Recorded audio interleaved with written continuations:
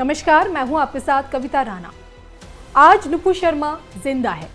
4 साल पहले ये नाम रातों रात इंटरनेशनल मीडिया में छाया हुआ था। इस्लामिक देशों का विरोध, विपक्षी पार्टियों का दबाव और कट्टरपंथियों की देश में दंगा भड़काने की कोशिशें।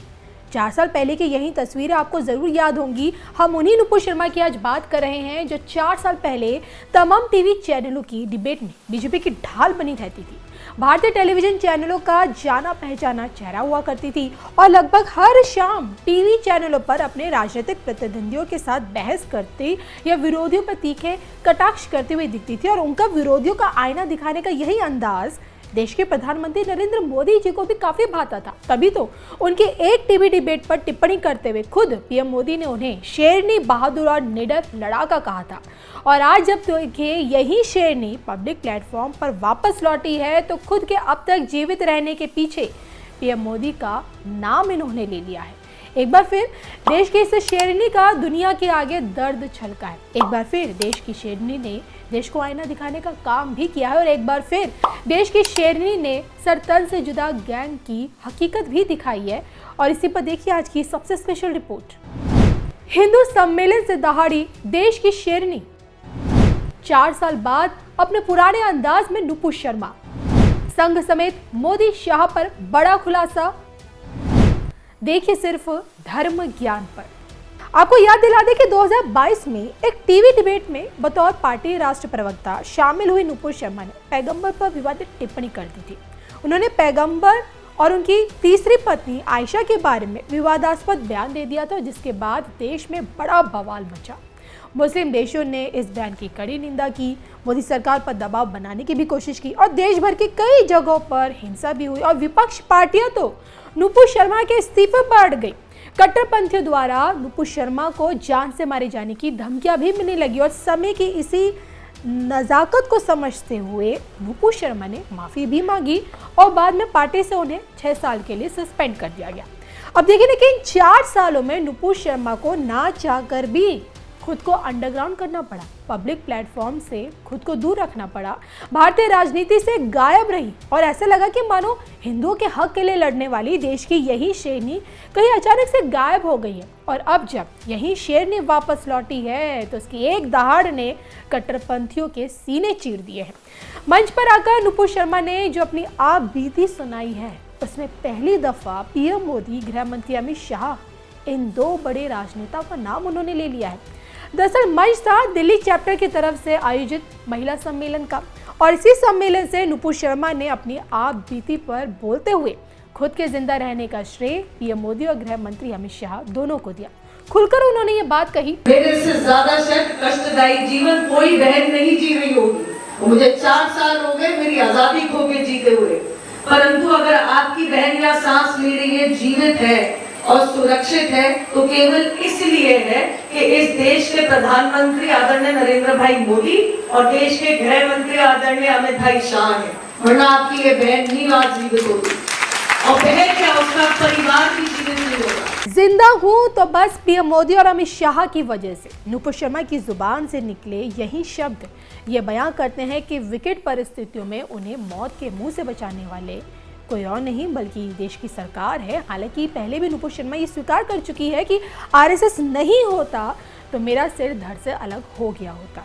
ऐसे में देखिए सवाल यही होता है कि अब जब पब्लिक प्लेटफॉर्म पर नुपुर शर्मा नजर आने लगी है तो क्या पार्टी में उनकी वापसी उनके साथ होने वाला इंसाफ है? इसको लेकर सत्य साधु से अपनी एक खास पहचान बनाने वाले एक्स मुस्लिम सोनिया रहमान का क्या कुछ कहना है, धर्म ज्ञान पर सुनिएगा जरूर। यही वद जिहाद के हिंदू राष्ट्र की आवाज है। ऑफ कोर्स, क्योंकि अगर हिंदुओं को बचना है तो हिंदू को जागना है और साथ में सरकार को भी साथ देना है। नहीं तो जो बांग्लादेश में हो रहा है कि हिंदू कट रहा है, उसका घर जल रहा है, दीपू चंद्रदास जल रहा है, या फिर 1971 में जिस तरीके से पाकिस्तानी जनरल बोला था कि इन हिंदू औरतों को इतना बलात्कार करो कि आने वाला नस्ल मुस्लिम पैदा हो, ये चीज़ इंडिया में भी होगा। जब भी उन लोगों को हम मौका देंगे फिर दोबारा 26/11/2008 अजमल कसब जिस तरीके से आके आक्रमण किए थे वो दोबारा होगा।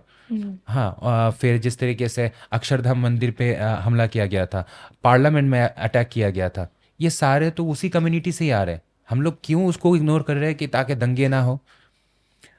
फिर नुपुर शर्मा ने फ्रीडम ऑफ एक्सप्रेशन सबका होना चाहिए ना। जी। नुपुर शर्मा ने बोला था कि तुम्हारा नबी तो 6 साल की लड़की के साथ शादी किया था, दिस इज पीडोफिलिज्म।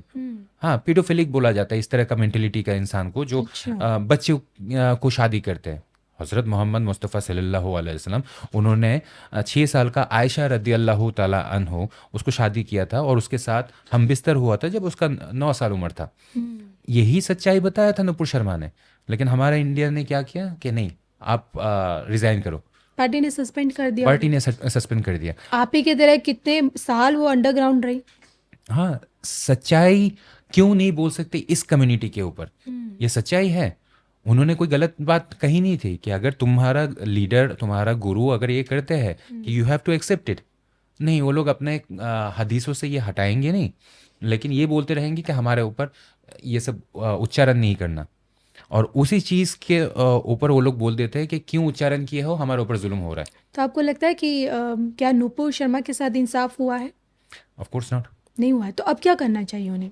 क्या आपको नहीं लगता कि भाजपा को उन्हें वापस से अपने में पार्टी में शामिल कराना चाहिए? देखिए, ऑफ कोर्स अपने उसको बैक करना चाहिए कि बीजेपी को चाहिए कि आप प्लीज़ दोबारा वापस आ जाए। हाँ, नहीं तो ये नाइंसाफ़ी होगा। सच्चाई बोलने पे अगर नुपुर उसको शर्मा जैसे लीडर क्या देश की जरूरत है, आपको लगता है? सच बोलने वाला नुपुर शर्मा बार बार आना चाहिए। हाँ, और सच बोलने पे उसको रिज़ाइन नहीं करना चाहिए, क्योंकि अगर सच नहीं बोलेगा तो झूठ का अंधेरा कैसे जाएगा? सच तो हमें बोलना ही है। तो इसी वजह से काफ़ी सालों तक कोई और बोल नहीं रहा था।